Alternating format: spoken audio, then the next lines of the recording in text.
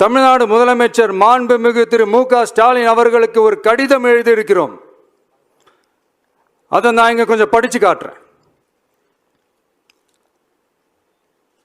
மாண்புமிகு தமிழ்நாடு முதலமைச்சர் அவர்களுக்கு வணக்கம். பரந்தூர் பகுதியில் விவசாய நிலங்களை அழிச்சிட்டு புது ஏர்போர்ட் கட்டுறதுக்கு எதிர்ப்பு தெரிவித்து அந்த பகுதியில் இருக்கிற பொதுமக்களும் விவசாயிகளும் வருஷ கணக்காக போராடிக்கிட்டு இருக்கிறாங்க. போராட்டத்தில் அவங்கள தமிழக வெற்றி கழகம் சார்பாக நான் போய் பார்த்தேன். அதுக்கு அடுத்த நாளே மக்கள் பாதிக்காத வண்ணம் விமான நிலையம் அமைக்கப்படும்னு உங்க கவர்மெண்ட் சார்பாக ஒரு விளக்க அறிக்கை வந்துச்சு.